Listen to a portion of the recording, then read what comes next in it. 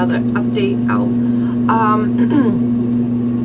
This is pretty much explaining why I got dreads, because I get that question a lot, not so much on YouTube, but you know, in real life, because dreadlocks, although popular in the white community, it's not so accepted, and I know this, but they are very popular. For a lot of people, I'm sure it's for style, and that's why they get it synthetic, and they get the fake hair because it's too small, so they get the fake one to add it on, and then maybe the palm rolling and crochet hooking and back homing, and all the stuff they do because they want it for looks. I believe it's more for looks. I don't do any of that silliness because I don't have time. I separate them because they definitely, you can't go without separate. You can, obviously, but I choose not to. I choose to separate them. That's the one thing I do. But palm rolling, I don't. I like that they rebel, as people would say, and go about their own business, and which they should do. But so to answer the question why I have dreads, like I said, not very accepted in the white community, although popular.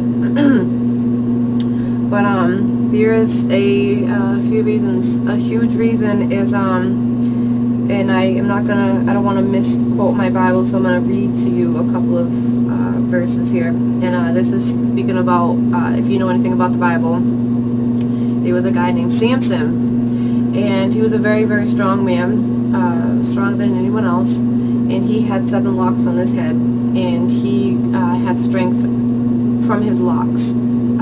His energy, stayed in his hair, and his strength. And when he cut his locks off, he lost all his strength, and then he was weak, just like any man. Numbers 6:5, it says, "All the days of his vow of separation, no razor shall touch his head until the time is completed for which he separates himself to the Lord. He shall be holy. He shall let the locks of his head of his hair grow long."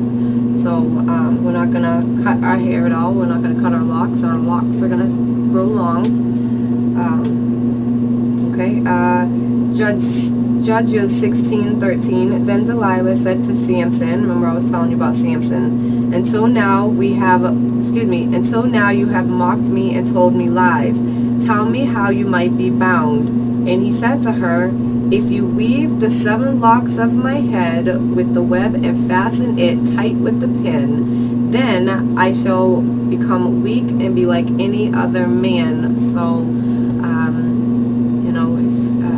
if he told her this, for anyone who doesn't know the Bible, Samson was married to Delilah, but she backstabbed him, and he didn't tell anyone. He's never told anyone at all how to bound him and make him weak. So she tricked him one day after they had been married and fell in love, and he loved her, and and she tricked him, and he told her. So while he was sleeping, she cut his hair, the 7 locks off of his head, while he was sleeping, and he became very weak, extremely weak, just like any old man, any old woman or man, from cutting off his dreads. And bringing that on to us, the modern day us. Let me see if there's any other ones I can, real quick, I can point out to you.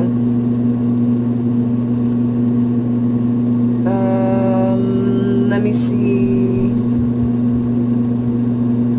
Nope, I can't seem to find any. I'm sure there's plenty more in there.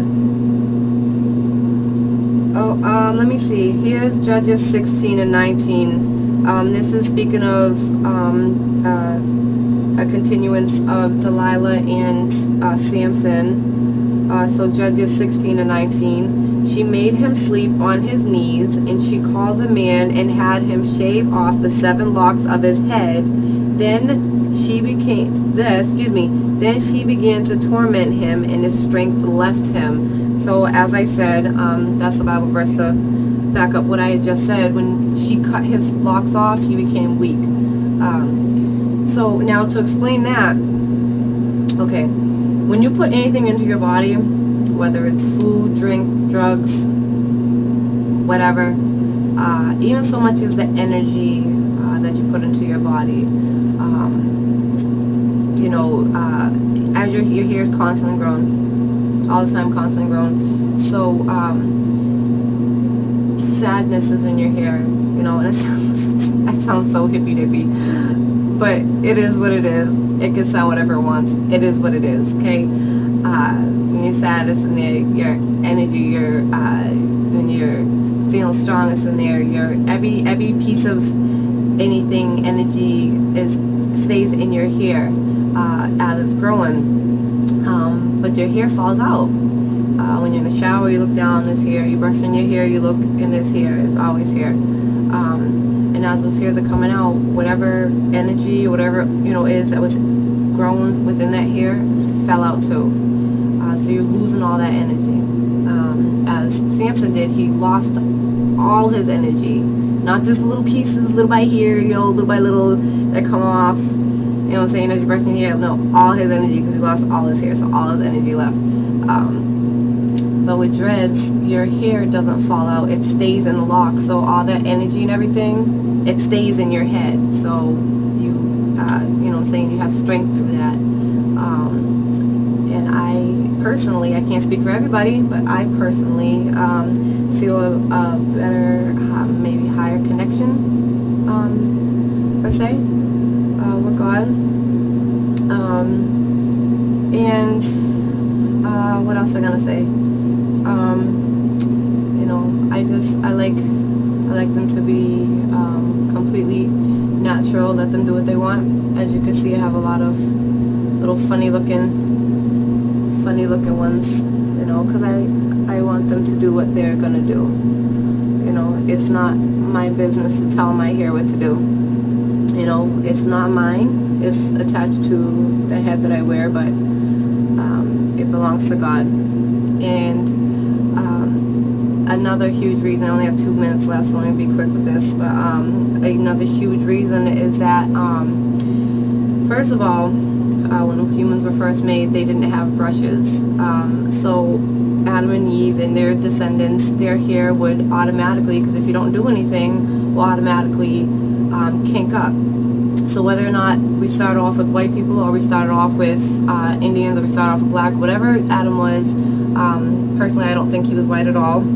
I think white people came later on as a genetic defect. It is what it is, but that's what we are. Genetic defects. So anyways, either way, here, no matter what texture hair you have, it does lock. Clearly, it does lock no matter what. So at any rate, if they were meant to lock, if they were meant to be brushed, God would have made us a brush, or he would have at least made us have hair that couldn't lock up or something. But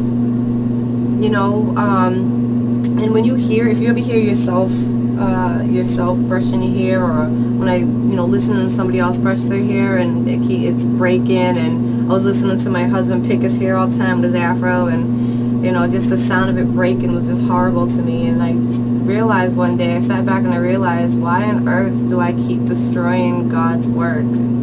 That's kind of, I don't know, every time you brush it, it's like I feel like I'm destroying it. So that was a huge reason for me, again, right there. I don't want to destroy his work. This is his work, so I'm just going to let it do what it's supposed to do and let him take control. So 14 seconds left. I guess like and subscribe. And I know I didn't cover all topics, but ask me anything and I'll make a video for it. Okay? So God bless and have a nice day.